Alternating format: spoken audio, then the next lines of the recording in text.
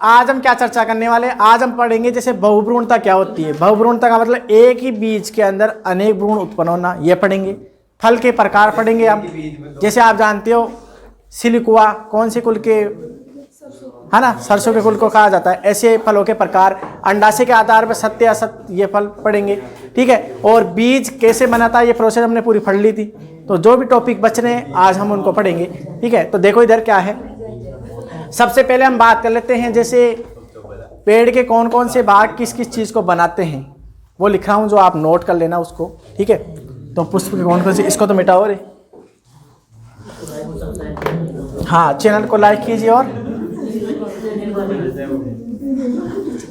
तो चैनल को लाइक कीजिए, सब्सक्राइब कीजिए, शेयर कीजिए। अब इधर देखिए आप क्या होगा, इधर ये ध्यान से देखो, यहाँ तक दिख रहा है ना,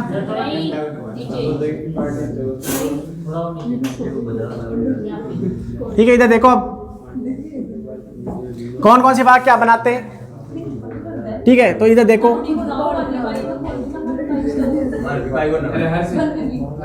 पुष्प के विभिन्न भागों का रूपांतरण, पुष्प के विभिन्न भागों का रूपांतरण किस प्रकार होता है। ध्यान से इधर देखो, एक बात आवाज नहीं करनी है, बोलना नहीं है, इनको साथ ही साथ आप लिख सकते हो। जैसे पहले पॉइंट की बात कर लेते हैं हमने बीजांड पढ़ा था ओव्यूल, और बीजांड से बनता है बीज। कई बार डायरेक्ट क्वेश्चन आते हैं, तो बीजांड से क्या बनता है, तो बीजांड इसको इंग्लिश में बोलते हैं ओव्यूल। शास्त्र है ना, इधर देख ले, वो शास्त्र जाके आ जाएगा, ठीक है। इधर देख ले, बीजांड बीज में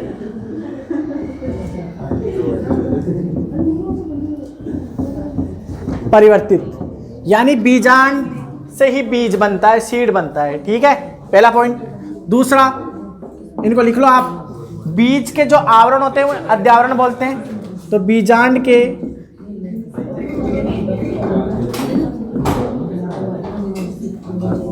अध्यावरण, बीजांड के अध्यावरण, बीजावरण में बदल जाते हैं। आप इन्हें लिख लो, सुन लेना, मैं मिटा दूंगा इनको, है ना। अब बीजावरण हमने दो बताए थे, पहले भी बता चुका हूं इसके बारे में। भारी जो बीजावरण होता है उसे क्या बोलते हैं रे, एक तो बाहरी बीजावरण और एक भीतरी। अब बताओ, मैंने इनके बारे में बताया था। बाहरी जो बीजावरण होता है उसे तो क्या बोलते थे, टेस्टा, और जो आंतरिक होता है उसे टेगमेन। तो ये दोनों इंपॉर्टेंट है आपके लिए, नीट हो, जेट हो, आईसीआर हो, चाहे अदर कंपटीशन एग्जाम हो, सभी एग्जामों के लिए कई बार इनके क्वेश्चन आए, और ये क्वेश्चन आए हुए हैं। बीज का जो बाह्य आवरण होता है उसे टेस्टा बोलते हैं, अंदर का होता है उसे टेगमेन बोलते हैं, ठीक है ना। इंटेग्यूमेंट तो अध्यावरण को बोलते हैं। इंटेग्यूमेंट तो किसे बोलते हैं, इंटेग्यूमेंट तो बीजावरण, इसको अध्यावरण को बोलते हैं, है ना, ठीक है। इन्हें तो सीड कोट बोलते हैं, सीड कोट, बीज के आवरण, सीड कोट, ठीक है। बीज के आवरण को क्या बोलते हैं, सीड कोट।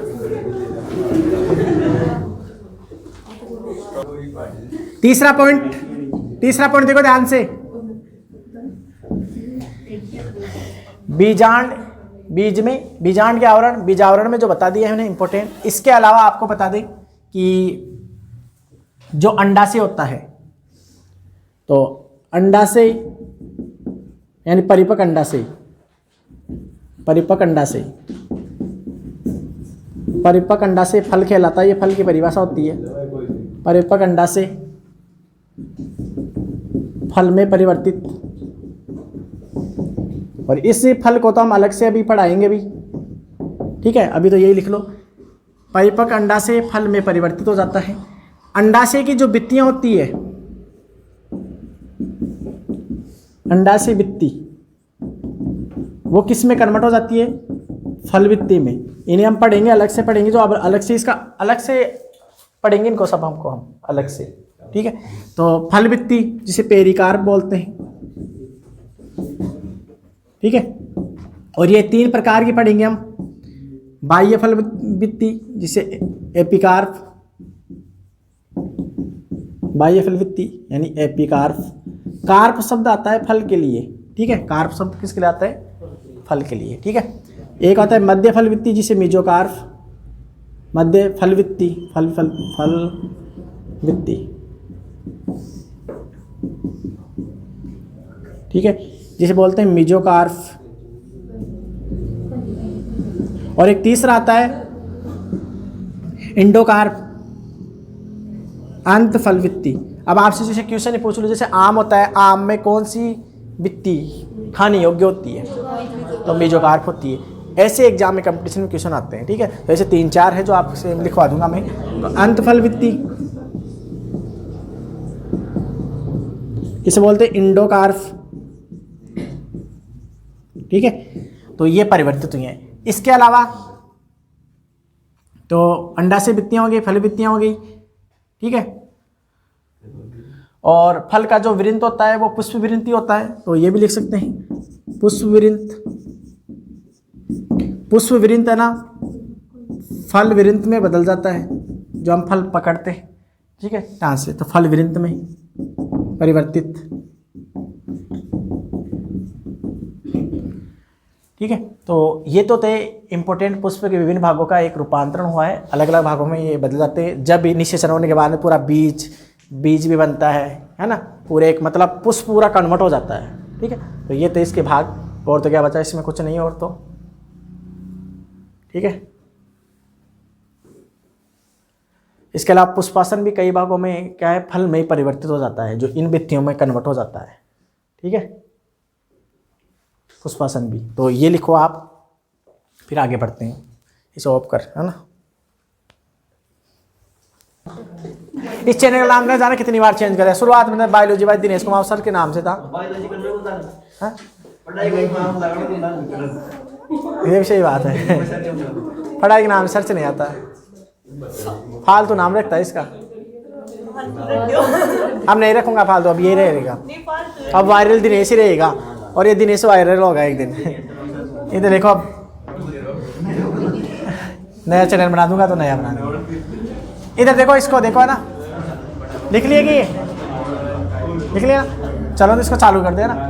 ए चुप रहे तो पढ़ लो यार। हाँ, ये इस पर बोलती है, ये इस पर बोलती है, दोनों बुआ भतीजी। बस चालू कर दे इसको ना, चलाओ इसके, चालू कर दे इसको।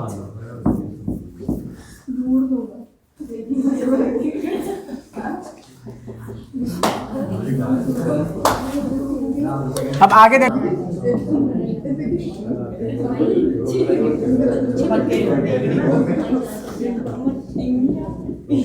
Poly embryony. इस टॉपिक को समझो ध्यान से आप। आज ये देखो, ये टॉपिक है बहुभ्रूणता। नाम क्या है? बहू मतलब खूब सारी। अब बेटे की बहू नहीं है ना, बहू की बात नहीं कर रहे हम ना, हम बात करें भ्रूण। मतलब एक बीज के अंदर एक से अधिक जब भ्रूण बन जाते हैं, क्योंकि जितनी ज़्यादा बार निषेचन होता है तो खूब सारे बन जाते हैं, उसे हम बोलते हैं बहुभ्रूणता। तो परिभाषा सिंपल सी क्या हुई? एक बीज के अंदर अनेक भ्रूण की उपस्थिति बहुभ्रूणता कहलाती है, ठीक है। इसमें एक छोटा सा टॉपिक है, ज़्यादा बड़ा नहीं है, ठीक है। बड़ा तो है वैसे टॉपिक तो, पर आपके कोर्स के हिसाब से नहीं है, इसलिए नहीं लिखाऊंगा मैं ज़्यादा। तो इसमें क्या होगी? एक बीज में अनेक भ्रूण की उपस्थिति होना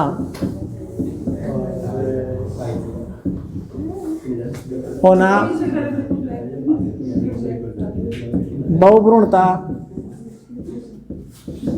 कहलाता है। क्या कह रही परिभाषा? एक बीज में अनेक भ्रूण की उपस्थिति होना या अनेक भ्रूण होना क्या कहलाता है? बहुभ्रूणता कहलाता है, ठीक है। अब इसकी खोज कौन करा था? 2-3 चीजें यहां से क्वेश्चन पूछता है, वो इंपॉर्टेंट है। खोज कौन कराता? इसकी खोज इसकी खोज कराता जो जीवाणु विज्ञान का जनक है, वो कराता तो कौन है जीवाणु विकास जनक? Anton van Leeuwenhoek. Anton van Leeuwenhoek इन्होंने खोज करी थी। और किसमें खोज करा था? संतरे में। पादप तो सारे पादप ही हैं, पादप में करेगा मतलब यार हद ही हो गई मतलब, है ना। संतरे में, संतरे के अंदर इसकी खोज की थी। 2 क्वेश्चन यहाँ से इंपोर्टेंट हो गए। खोज किसने की? एंटोन वॉन ल्यूवेनहॉक ने। किसमें की? संतरे के अंदर की थी। यानी सिट्रेसी जो कुल होता है खट्टे फल वाले, संतरा है, नींबू है, ठीक है, तो सिट्रेसी कुल में ये ज्यादा पाया जाता है। सिट्रेसी कुल में इनमें पाया जाता है। आप देखो ध्यान से, पहले क्वेश्चन दिए होगे एक अधिक भ्रूण पाया जाना, तो संतरे में आप जानते हो जैसे नींबू संतरा आपने देखा होगा, एक वो हल्का सा हम निकालते हैं उसे क्या बोलते हैं, है ना। अरे मतलब नहीं, एक एक जो कापी नहीं, मतलब एक एक कुछ तिनका सा निकलता है ना, तंतु के जैसे रचना, है ना, वो एक एक ना, एक एक वो तंतु एक फल है। अच्छा, उसके छीलते हैं तब उसके अंदर से वो हम काटे नींबू को या संतरे को, तो काटने के बाद अलग अलग फाके बन गए, मतलब अलग अलग बन गए ना, फिर उनके अलग अलग तंतु निकलते एक एक, वो एक एक तंतु प्लेसेंटा नहीं, वो एक एक फल है। खूब सारे, हाँ खूब सारे फल है। हाँ, ऐसे फलों को हम क्या बोलते हैं? पुंज फल या संग्रहित फल बोल सकते हैं। इधर देखो, अब देखो ध्यान से, ये इधर देखो, अब देखो बहुभ्रूणता 2 प्रकार की होती है। चुप रहो, और भी है यहाँ पढ़ने वाले।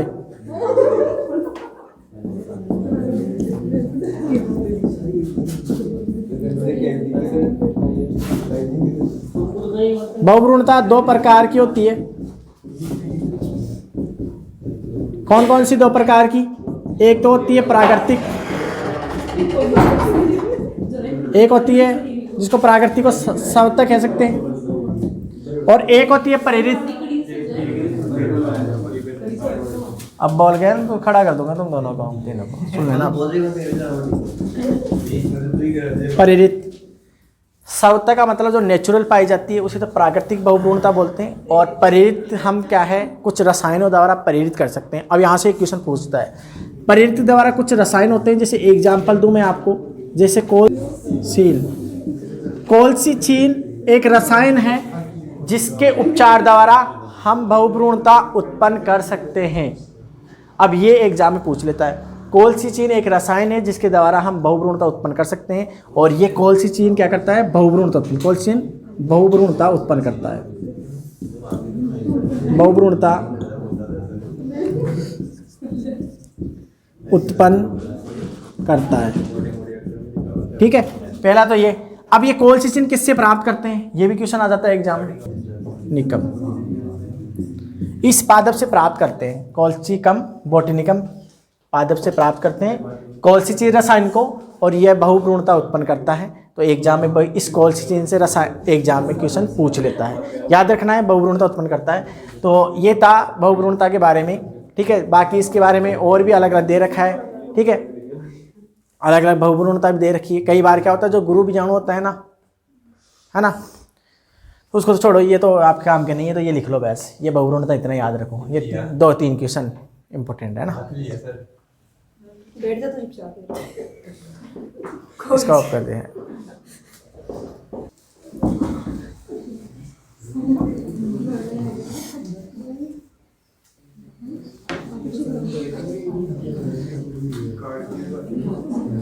तो ध्यान से देखो, एक टॉपिक है छोटा सा, असंग जनन, इसे इंग्लिश में बोलते हैं एपोमिक्सिस। अब यहाँ एपो का मतलब क्या होता है, ये देखो आप, एपो का मतलब होता है विदाउट, यानी बिना। एपो का मतलब होता है विदाउट, यानी बिना। मिक्सिंग यानी मिलना, मिक्सिंग यानी मिलना। मतलब क्या होता है, कुछ जो फल है या बीज है ऐसे उत्पन्न होते हैं जिनमें क्या होता है कि न तो अर्धसूत्री विभाजन होता है, न ही युग्मक सह लयन होता है। मतलब युग्मक जो शुक्राणु अंडाणु है, तो पेड़ पौधे की बात करें तो परागकण और अंडकोशिका, न तो परागकण अंडकोशिका आपस में निषेचन होता है और न ही अर्धसूत्री विभाजन होता है। डायरेक्ट ही उसकी जो पादप की कोशिकाएं हैं या गुरु बीजाणु हैं वो डायरेक्ट किस में कन्वर्ट हो जाते हैं, फल में बदल जाते हैं, मतलब एक प्रकार से, है ना, फल या बीज बना लेते हैं। तो इसको बोलते हैं असंग जनन, जो एक प्रकार का अलैंगिक जनन है। और अलैंगिक जनन होने के कारण आप जानते हो अलैंगिक जनन मतलब, ठीक है, ये चैप्टर था लैंगिक जनन। अलैंगिक का मतलब जिसमें लिंग वाले भाग शामिल नहीं हो। तो इसमें जो भी संतति बनती है वो क्लोन होती है। क्लोन का मतलब आनुवांशिकी व आकार की में जनक के समान होती है, सेम टू उसकी कॉपी होती है। और ऐसे शब्द को बोलते हैं हम क्लोन, क्लोन एंड फोटोकॉपी। तो ये इसके बारे में था। और इसके बारे में बताया था असंग जनन के बारे में, है ना, विंकलर वैज्ञानिक ने। तो देखो पहला क्वेश्चन, असंग जनन की परिभाषा क्या होगी, ठीक है। तो बिना, लिख लो, है ना, बिना अर्धसूत्री विभाजन व बिना युग्मक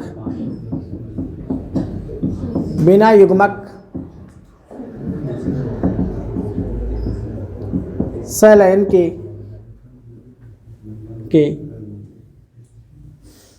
बिना अर्धसूत्री विभाजन व बिना युग्मक सलयन के उत्पन्न पौधे तो क्या कहेंगे, मतलब बीज या फल, है ना, ठीक है। ये एक प्रकार से जीव कह सकते हैं हम, क्योंकि जीव ही तो बनेंगे मतलब। तो बिना अर्धसूत्री विभाजन व बिना युग्मक सलयन के उत्पन्न बीज या फल क्या कहलाते हैं, असंग जनित बीज कहलाते हैं। और इस प्रक्रिया को क्या बोलते हैं, असंग जनन। इस प्रक्रिया को असंग जनन कहते हैं, ठीक है। याद रखनी है आपको, असंग जनन कहते हैं। खोज कौन करा था, खोज करने आते विंकलर ने, ठीक है। विंकलर ने इसकी खोज की थी, विंकलर वैज्ञानिक। जैसे एग्जाम्पल रेनरकुलस पादप होता है, उनमें रेनस कुलस, है ना, पादप में रेनकुलस और भी थे, है ना, असंग जनन के, ऐसे उत्पन्न हो जाते हैं। तो ये एक प्रकार का क्या है, अलैंगिक जनन, असंग जनन, या ऐसे कह सकते हैं, अलैंगिक जनन का प्रकार को असंग जनन कह सकते हैं, असंग जनन को अलैंगिक, एक ही बात है। तो असंग जनन एक प्रकार का अलैंगिक जनन होता है। क्या होता है, अलैंगिक, मतलब इसमें युग्मक सम्मिलित नहीं होते। तो अलैंगिक जनन के फलस्वरूप जो संतति उत्पन्न होती है उसे हम क्लोन बोलते हैं। तो एक परिभाषा लिख रहा हूं मैं क्लोन की, जो परिभाषा आपसे पूछ लेती है। तो अलैंगिक जनन के फलस्वरूप उत्पन्न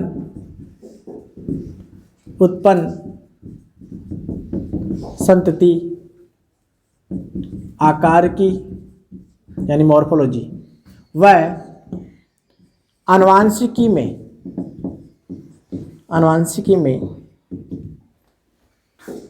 जनक के समान होती है,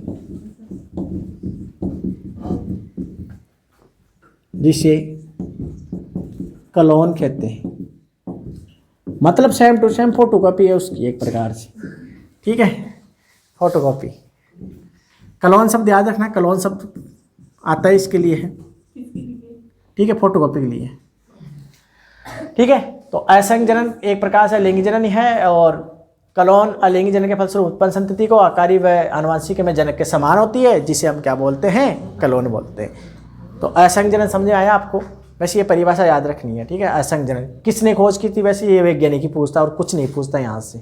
इस वैज्ञानिक का नाम याद रखना आप, ये बस ये याद रखना और कुछ याद करने की जरूरत नहीं है। और कलोन बस, ठीक है, क्योंकि इनकी परिभाषा दे देता है, फिर पूछ ले किसे क्या कहते हैं। असंग जनन कहते हैं, विंकलर ने खोज की थी, कलोन कहते हैं। तो इसके भी वैसे खूब सारे प्रकार थे, ठीक है। तो आपके कोर्स में है नहीं इतने, ठीक है, बताने की जरूरत नहीं, क्वेश्चन भी आते नहीं है ज़्यादातर।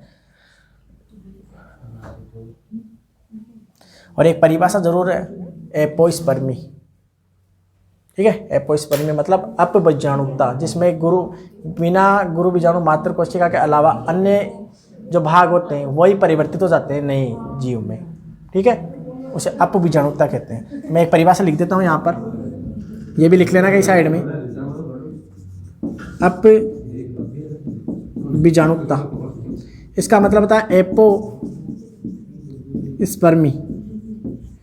मतलब इसमें क्या होता है, बिना गुरु बीजाणु मात्र कोशिका के पुष्प के अन्य भागों से क्या होना, एक नया क्या बन जाना, जीव बन जाना या बीज बन जाना, ठीक है। तो इसमें हम लिख सकते हैं गुरु बीजाणु मात्र कोशिका के बिना, गुरु बीजाणु मात्र सेल के बिना के अतिरिक्त, गुरु बीजाणु मात्र कोशिका के अतिरिक्त बीजांड के अन्य भागों से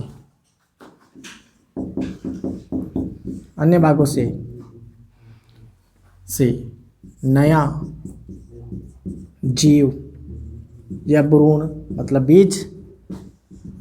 बीज बनना क्या कहलाता है, अपबीजाणुता कहलाता है, ठीक है। तो ये परिभाषा दे देता है बस, ठीक है। तो ये था आपके एक असंग जनन का एक छोटा सा टॉपिक, ठीक है। अब अपने बचा एक फल बचा है, फल वाला टॉपिक, जिसको हम अभी करवा देते हैं, फिर कंप्लीट ये चैप्टर, ठीक है। तो लिखो इसे।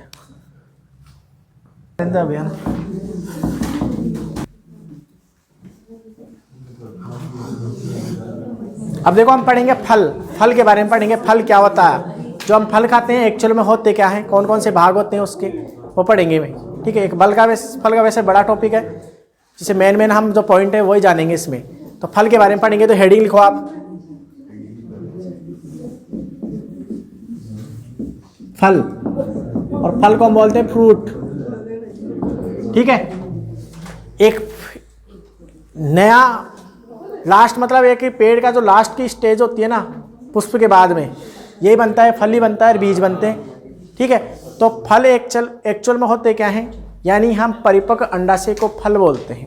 सिंपल सी परिभाषा क्या होती है, मतलब हमने ये पढ़ा था, ये इस तरीके से होता है, ये अंडाशय, ये पूरा भाग क्या था, स्त्री केसर, और इस तरीके से को हम क्या बोलते थे, कार्पल, यानी अंडक भी बोलते हैं, कार्पल, और इसे पिस्टिल बोलते हैं। तो ये इसका वर्तिकाग्र था जो हम पढ़े थे, ये वर्तिका थी। तो ये जो अंडाशय वाला भाग था, इसके अंदर तो बीजांड हम पढ़े थे और हम पढ़ चुके हैं, बीजांड बीज में परिवर्तित होता है। तो ये जो पूरा भाग था ये बाहर का, ये अंडाशय कहलाता, यानी पूरा भाग तो अंडाशय। और इस अंडाशय की जो भित्ति थी, अंडाशय भित्ति, ध्यान से सुने, जो हमने पढ़ चुका है, अंडाशय की भित्ति फल भित्ति में परिवर्तित हो जाती है, जो अभी वापस लिख लेंगे। तो एक प्रकार से ये जब परिपक्व जो कन्वर्ट हो गया है निषेचन होने के बाद में, तो अंडाशय में निषेचन हो चुका है, पूरी प्रोसेस हो चुकी है, तो फिर क्या हो गया, उसमें बीज बन चुका है, तो ये पूरा कन्वर्ट हो जाएगा एक फल के अंदर, यानी परिपक्व अंडाशय को फल कहते हैं। ये इसकी परिभाषा होती है। तो परिभाषा आप लिख सकते हैं, परिपक्व अंडाशय को फल कहते हैं। सिंपल सी परिभाषा है, परिपक्व अंडाशय को फल कहते हैं, ठीक है। अब इसमें छोटी छोटी बातें हैं, वो छोटी छोटी बातें देखो आप, ठीक है। और इससे पहले आप है ना कुछ बातें लिखूंगा इसमें, तो इसे मिटा देता हूं मैं, है ना। इनको लिखने की जरूरत नहीं है, तो आप जानते हो। अब देखो क्या कर रहे हो, उसको मत छेड़ना ना। देखो इधर, अब देखो ध्यान से, ये अंडाशय भित्तियां,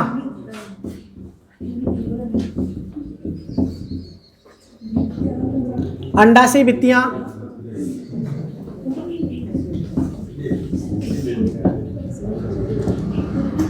फल भित्तियां कहलाती है।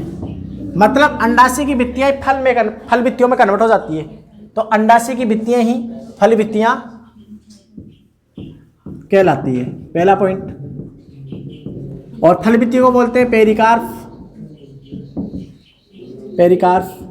ठीक है, पेरिकार्प। अब ये 3 प्रकार की भित्तियां भी हमने लिखी थी, वो वापस लिख सकते हो आप। 3 प्रकार की भित्तियां, 3 प्रकार की भित्तियां हमने पढ़ी है। कौन सी? सबसे बाहरी फल भित्ति, सबसे बाहरी फल भित्ति। अब इधर देख लो, लिख लेना, बाद में तो देख लो, समझ लो एक बार, बाद में लिख लेना सारा, मैं एक बार लिख दो ना। सबसे बाहरी जो फल भित्ति होती है उसे हम बोलते हैं क्या? बाह्य फल भित्ति। क्या बोलते हैं? बाह्य फल भित्ति। इंग्लिश में क्या बोलते हैं? एपिकार्प। कार्प शब्द किसके लिए आता है? कितनी बार बता दिया, कार्प शब्द किसके लिए आता है? फल के लिए, ठीक है। और मध्य फल भित्ति, सबसे बाहरी, तो मध्य फल भित्ति जो मध्य भाग में होती है उसे क्या बोलते हैं हम इंग्लिश में? मेसोकार्प। और सबसे अंदर की ओर, सबसे भीतरी फल भित्ति, जिसे हम क्या बोलते हैं इंग्लिश में? एंडोकार्प। तो ये तो हो गई। अब कौन किस में कौन सा भाग खाने योग्य होता है, ठीक है, ये भी हम चर्चा कर लेते हैं, ठीक है। फिर इनके प्रकार भी पढ़ेंगे, फल के प्रकार भी, ठीक है। जैसे आप एग्जाम्पल ले लें, तो एग्जाम्पल में जैसे आपको बता दूं, जैसे 1-2 एग्जाम्पल बता देता हूँ आपसे। जैसे आप आम खाते हो,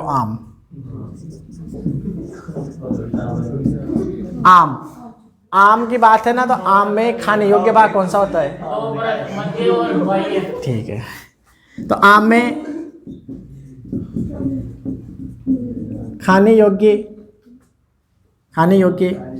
भाग कौन सा है? मध्य फल भित्ति, मेसोकार्प को हम खाते हैं।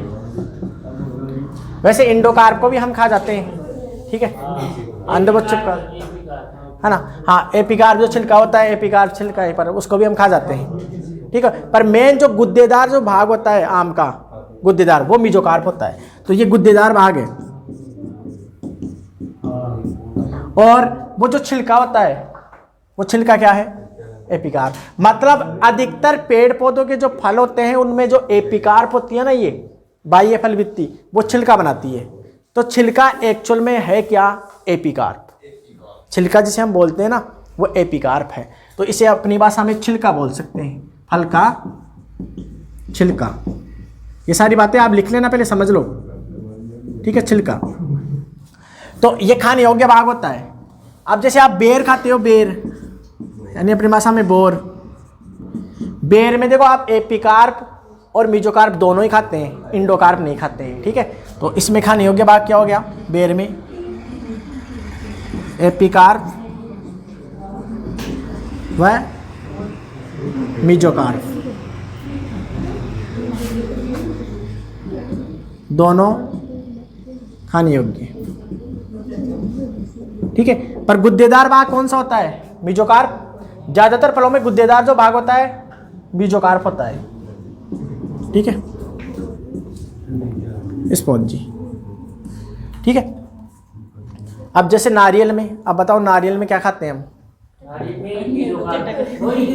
ना हम एपिकार्प खाते हैं, ना मेसो खाते हैं, ना इंडो खाते हैं। कौन सा नहीं खाते उसमें? हम बीज खाते हैं उसका, वो चटक उसका बीज है, बीज खाते हैं हम।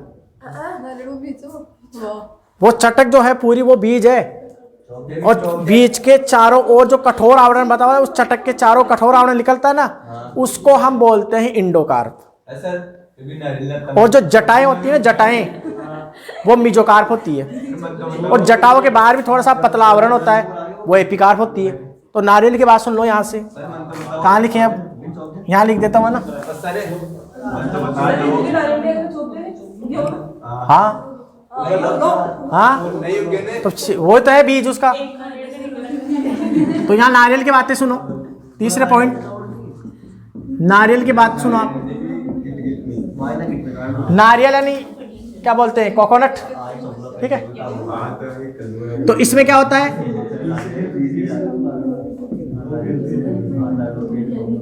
एपिकार्प तो क्या होती है, देखो नारियल की जो जटाएं होती है, नारियल जटा, उस वो तो होती है मीजोकार्प, वो इंडोकार्प, ठीक है। ये देखो इधर जो जटाएं होती है वो मीजोकार्प होती है, जटाओं के बाहर भी पतला आवरण और होता है, वो एपिकार्प। तो बाहरी जो नारियल का पानी पीते हैं वो होता है इसके अंदर। अरे नहीं रे यार, पानी तो मैंने कहा नहीं, मुक्त केंद्रीय भ्रूणपोष होता है। नारियल का पानी क्या है, कल तो बताया था, मुक्त केंद्रीय भ्रूणपोष तरल होता है, समझ रहे ना, बताया नहीं थे ये। और चटक कोशिका भ्रूणपोष होता है, वो चटक उसका क्या है, बीज है। तो बाहरी परत ये पतली, ठीक है, ये होती है पतली होती है, मतलब पतली परत।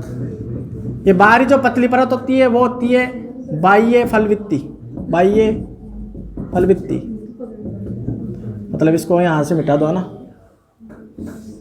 बाह्य फलवित्ती, यानी इंग्लिश में क्या बोलते हैं फलवित्ती को, एपिकार्प।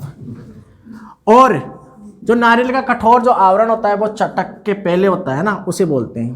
तो कठोर, और आपको मेरी बात सुनो ध्यान से, मैंने कितनी बार बोला है कि एपिकार्प छिलकाई बनाती है हर जगह। मीजो अधिकतर क्या होती है, पर नारियल का उल्टा, नारियल में जटा अलग होगी, ज़्यादातर गुद्देदार भाग खानी होगी, मीजो ही होता है। और नारियल ये मध्य भाग होगी। और जो कठोर आवरण होता है वो इंडोकार्प होती है। ज़्यादातर फलों में जो कठोर भाग होता है वो इंडोकार्प होती है, ठीक है। तो कठोर भाग वो इंडोकार्प होती है, इंडोकार्प यानी अंतफलवित्ती, अंतफलवित्ती। अब खाने योग्य भाग कौन सा था, खाने योग्य भाग कौन सा है, बीज। तो बीज जो नारियल का बीज होता है, चटक, जिसको चटक बोलते हैं, ये खाने योग्य है, ये खाने योग्य है, ठीक है। ये इसको लिखो आप, इन सबको लिखो, फिर और बताते हैं। आगे देखो,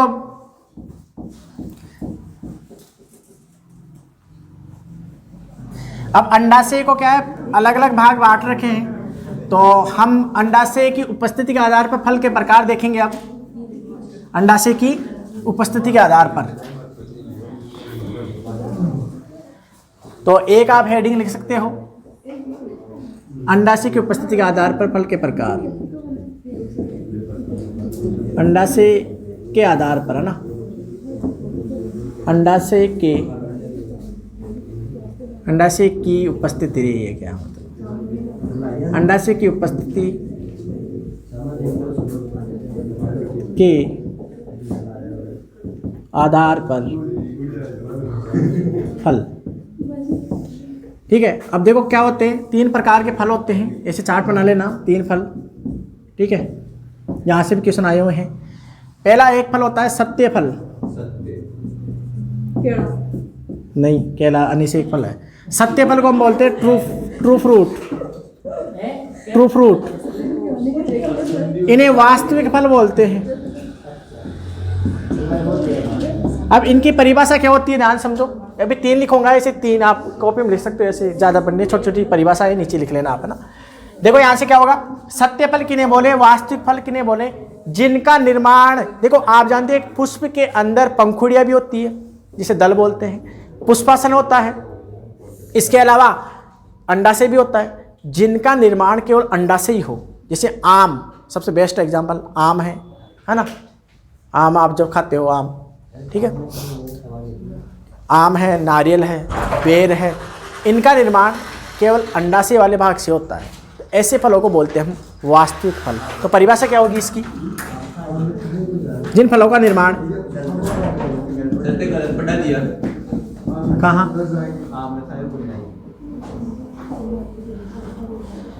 ये आम का कुछ गलत नहीं पढ़ा है मैंने। आप कहीं भी जाओ, कहीं भी पूछ लेना, किसी टीचर को पूछ लेना, आम एक वास्तविक फल में आता है जिनका निर्माण केवल अंडाशय से होता है। ठीक है, फिर क्या कह रहा है? ठीक है, नहीं रोटी के साथ खा सकते हैं। ठीक है, रोटी के साथ खा नहीं सकते, बताओ आम को। ठीक है, जूस पी सकते हैं ना। जिन फलों का निर्माण केवल अंडाशय से होता है उन्हें क्या बोलते हैं हम? सत्य फल कहते हैं। एग्जाम्पल आप देख लो, सबसे बेस्ट एग्जाम्पल नारियल, आम, नारियल, बेर। आम याद रखना है, आम में नारियल और बेर ये सत्य फल है। इसी प्रकार दूसरे नंबर पे आते हैं। अब आप जानते हो पुष्प के अन्य भाग भी सम्मिलित हो जाते हैं, जैसे पुष्पासन होता है। जैसे हम एप्पल खाते हो, एप्पल यानी सेब, सेब में जो खाने योग्य भाग होता है, ठीक है, ज़्यादातर वो पुष्पासन होता है। पुष्पासन हम भाग को खाते हैं जो गुद्देदार हो जाता है, तो ये असत्य फल में आते हैं। ठीक है, स्ट्रॉबेरी है, स्ट्रॉबेरी है। ठीक है, तो ये किस में आ जाते हैं? अखरोट है, ये किस में आ जाते हैं? तो इसमें लिख लो आप असत्य फल या कूट फल या आभासी फल। आभासी फल ये इनके नाम है। कूट का मतलब स्यूडो, कूट का मतलब स्यूडो फ्रूट। मतलब इसकी परिभाषा क्या होगी? इसकी परिभाषा अंडाशय के अतिरिक्त पुष्प के विभिन्न भाग, जैसे लिख ले, पुष्पासन, दल भी सम्मिलित हो। तो ऐसे फलों को हम बोलते हैं क्या? असत्य फल। ऐसे फलों को हम क्या बोलते हैं? असत्य फल। अंडाशय के अतिरिक्त पुष्प के विभिन्न भाग जैसे पुष्पासन, दल भी सम्मिलित हो। तो मतलब अंडाशय नहीं है इसमें, पुष्पासन में आ गया। Best example Apple. एप्पल जो होती है ना, उसमें हम ज़्यादातर पुष्पासन खाते हैं। अब आपको बता दूं, जैसे एप्पल आपने देखी होगी, एप्पल को हम जब काटते हैं तो ये अंदर का भाग निकलता है, ऐसे बीज निकलते हैं। तो यहाँ थोड़ा ये पीला पीला सा सारा होता है भाग, ये भाग तो अंडाशय होता है, ये होता है अंडाशय। तो और बाकी ये जो सारा भाग था ना, ये सारा बाहर का, ये होता था पुष्पासन। ठीक है, तो पुष्पासन में मेन भाग होता है, ये पुष्पासन था। ठीक है, तो इस भाग को खाते हैं हम। तो सेम हो गया। ठीक है, स्ट्रॉबेरी हो गई, स्ट्रॉबेरी हो गई। ठीक है, तो सेम स्ट्रॉबेरी। ठीक है, इसके अलावा कई बार जो अंगूर होते हैं ना, अंगूर दोनों में हो जाते हैं उत्पन्न, अंगूर दोनों में आते हैं। ठीक है, अनिषेक में भी आ जाते हैं। ठीक है, और इनमें भी आ जाते हैं। तो आप मेन लिख लो, सेम लिख लो, स्ट्रॉबेरी लिख लो। अब तीसरा एक और इम्पोर्टेंट बचा, ये मिटा देता हूँ मैं यहाँ से, है ना, इसको बनाने की जरूरत थोड़ी है। ठीक है, याद रखना है इसमें ना। तीसरा और देख लो आप, फिर ये कंप्लीट ही है, मतलब कुछ और क्वेश्चन रहेंगे। तीसरा देखो आप, तीसरा बोलते हैं हम अनिषेक फल। अनिषेक फल इसे बोलते हैं पार्थिनोकार्पिक। याद रखना है, मोस्ट इंपॉर्टेंट है अनिषेक फल। इसकी इंग्लिश याद रखना है, हिंदी में नहीं आएगा, सुन लेना क्वेश्चन। ठीक है, पार्थिनोकार्पिक। ठीक है, अनिषेक जन्म के फलस्वरूप उत्पन्न होने वाले फल जिनमें निषेचन नहीं हो, मतलब परागकण और अंड कोशिका का आपस में क्या हो, केंद्रक मिले ही नहीं, ऐसे ही मतलब जो है अंड कोशिका परिवर्तित हो जाए फल के अंदर। तो ऐसे फलों को यानी बिना निषेचन के उत्पन्न फलों को अनिषेक फल कहते हैं। इस प्रक्रिया को बोलते हैं अनिषेक जनन। ठीक है, तो परिभाषा में लिख देता हूँ, फिर लिख लेना आप। बिना निषेचन के उत्पन्न फल, बिना निषेचन के उत्पन्न फल अनिषेक फल कहलाते हैं।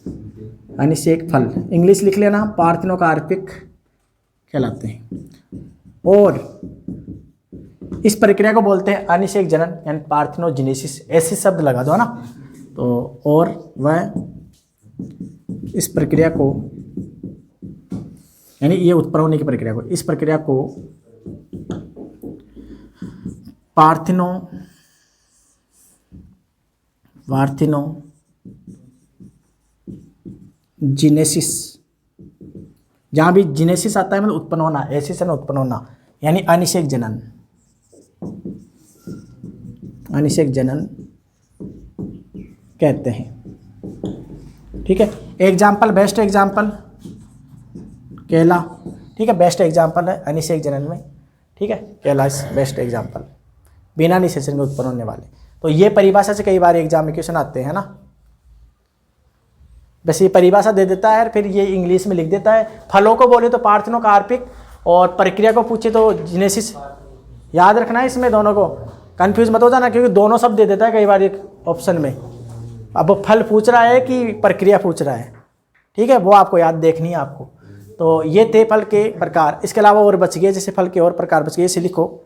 फिर लास्ट एक को थोड़ा सा और है, 10 मिनट का काम इसका कर देना। अब देखो, ये तो अंडाशय के आधार पर पढ़े थे हम, अंडाशय के आधार पर या अंडाशय की उपस्थिति के आधार पर, है ना। उपस्थिति तो है ही, वैसे अंडाशय के आधार पर थे प्रकार, अंडाशय के आधार पर, है ना। कुछ फल ऐसे होते हैं, वैसे आपको फलों को बताऊं तो फलों को मुख्य रूप से 3 भागों में बांटा गया है। ठीक है, एक होते हैं सरल फल, एक होते हैं पुंज फल पुष्प के आधार पर, और एक होते हैं ग्रंथिल फल। ठीक है, पर इनमें मैं डायरेक्ट 3-4 लाइनें लिख रहा हूँ, इंपॉर्टेंट, वो इंपॉर्टेंट है आपके लिए। तो ये लिख लेना आप, सरल फल के प्रकार, है ना। सरल फल के प्रकार, इसका मतलब होता है केवल एक जायांग से एक ही फल बनता है। इसका मतलब ये होता है एक जायांग से या एक जायांग से एक ही फल उत्पन्न होना। ठीक है, जायांग बोल दो या इस तरीके से बोल दो। ठीक है, तो इसकी इकाई इस तरीके से रहेगी। तो एक जायांग से एक ही फल उत्पन्न होता है, ऐसे सरल फल है। जैसे डायरेक्ट लिख रहा हूँ मैं, कौन से कुल के कौन से फल कहते हैं। जैसे आपसे अभी नारियल, हम नारियल लिखे थे, बादाम लिखे थे। तो पहला पॉइंट, नारियल, बादाम, बेर, ये क्या है, इनके अंत फलवृत्ति ज़्यादातर कठोर होती है ना। अंत फलवृत्ति इंडोकार कठोर होती है, इसलिए इन्हें क्या है, स्टोनी फ्रूट कहा जाता है। तो ये जो फल का प्रकार है ना, उसे बोलते हैं ऑस्ट्रेलिया ड्रूप। ड्रूप, तो एग्जाम में ये पूछ लेते हैं ड्रूप, ये पूछे हुए हैं। निम्न से ड्रूप का उदाहरण है, ड्रूप फल का उदाहरण है। नारियल दे दिया, नारियल क्वेश्चन आ जाता है ज़्यादातर, नारियल। तो ड्रूप फल का उदाहरण है ना। ये प्रकार है, मतलब ये प्रकार है, इनके प्रकार, ये एग्जाम्पल। ठीक है, तो ड्रूप को क्या बोल सकते हैं, ड्रूप बोल सकते हैं। इसके अलावा हम, ये कठोर होती है अंत फलवृत्ति, इसलिए स्टोनी फल भी बोल सकते हैं, स्टोनी फ्रूट। ठीक है, इसी प्रकार जैसे कुकर बिटेसी कुल होता है ना, कुकर बिटेसी, कुकर बिटेसी में क्या आते हैं बताओ। कद्दू वर्गीय, यानी क्या आते हैं, ककड़ी, खीरा है, स्टोनी, स्टोन यानी पत्थर हो गया ना, पत्थर की जैसे स्टोनी फ्रूट। तो ककड़ी, खीरा, कद्दू। ठीक है, तो ये इनमें, इनके फल को क्या बोलते हैं, पीपो। क्या बोलते हैं, पीपो, मतलब जानते हो ना, पीपा, है ना। ठीक है, पीपो बोलते हैं, याद रखना है। और जो सेव आती है, सेव, इसे पोम बोलते हैं, पोम, पोम में आती है। ठीक है। इसके अलावा आप जैसे ग्रेमिनी कुल जानते हो ना, ग्रेमिनी को पोएसी कुल बोलते हैं, जिसमें क्या आते हैं, गेहूं जवार जो भी आते हैं ना, मक्का है ना, बाजरा, ठीक है, वो लिख लेना आप ना। इनके कुल उनके फल को क्या बोलते हैं, कैरियोप्स। तो कैरियोप्स या कैरियोप्सिस नहीं, कैरियोप्स, हाँ कैरियोप्सिस लिख दो ना, ठीक है। याद रखना ये क्वेश्चन भी आया हुआ है कैरियोप्सिस वाला, ठीक है, ये दिख रहा है ना यहाँ तक, ठीक है। नेक्स्ट देखो, इसके अलावा सरसों जो आते हैं, इनके फल को क्या बोलते हैं, सिलिकुआ, ठीक है। इसी प्रकार आगे और देख लो आप, जैसे दालों वाला आता है ना, दालों वाला जिसे हम फेबेसिकुल बोलते हैं, फेबेसिकुल या लेग्यूमिनेसी। तो लेग्यूमिनेसी बोलते हैं इसलिए इसके 3-4 नाम हैं। इनके फल को हम लेग्यूम भी बोलते हैं, या सिम भी बोलते हैं, या पोड भी बोलते हैं, ठीक है। तो लेग्यूम, सिम या पोड, ये इसके नाम होते हैं, ठीक है। तो ये थे इनके, है ना, मेन में ज़्यादातर यही है ना। वैसे तो और भी है, बहुत सारे हैं, पर आपके मेन यहीं से पूछता है क्वेश्चन। तो याद रखना है, नारियल को, कुकुरबिटेस कुल को, और ग्रेमिनी और इस सिलिकुआ वाले, इनको याद रखना है। तो ये थे एक फल के प्रकार, ठीक है, ठीक है। तो ये चैप्टर क्लियर, ठीक है। अब हम कल पढ़ेंगे जेनेटिक्स, तो पढ़ के आना, ठीक है।